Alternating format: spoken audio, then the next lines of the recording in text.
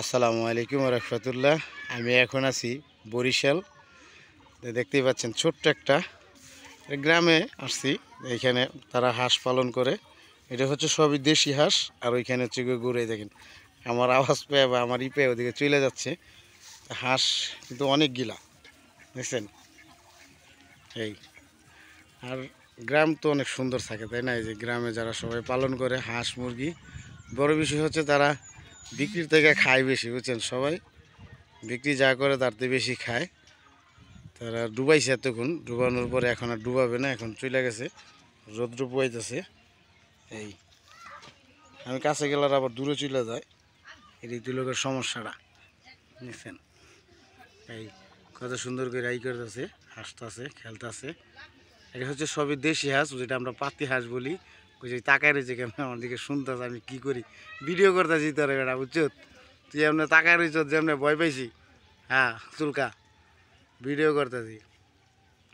আর এদিকটা আছে গরু, আমার যে নিতে আসছি যাত্রী, ওনার বাসায় এগুলো পালন হয়।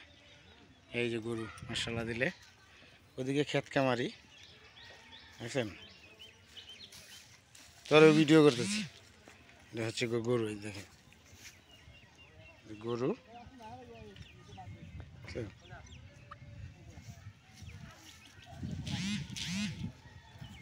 এই তাকায় রয়েছে কত সুন্দর। অবশ্য গরু পালন, হাঁস পালন, মুরগি পালন গ্রামে এটা তো প্রচুর পরিমাণ টাকা পয়সা যদি পালা যায় ওইভাবে, যারা পালতে পারে তাদের জন্য। আমরা যেই ভাইকে নিতে আসছি, আমার চাচার সাথে সম্পর্ক বেশি, আমার চাচা ওদেরকে আনা যাওয়া করে বেশি, তা আমি আসছি নিতে। তো ওদের বাসায় আছি, তো ওরা যা যা পালতাছে এটি দেখে আমি একটু ভিডিও করতেছি। যে অনেকেই তো আমার ভিডিওগুলো দেখেন, জানেন যে আমি যেখানে যাই ভিডিও করি। এই যে গরু, তারা এই গরু পালে ই করে। আবার এইখানে এই যে একটা বাছুর আছে, যেটা বাচ্চা দিছে, এই গরুটা, এই যে ছোট্ট একটা বাচ্চা দিছে, এটা কালকে সকালবেলা বিয়েছে। এই যে বাচ্চা মাশাআল্লাহ দিল, অনেক সুন্দর, নাইস।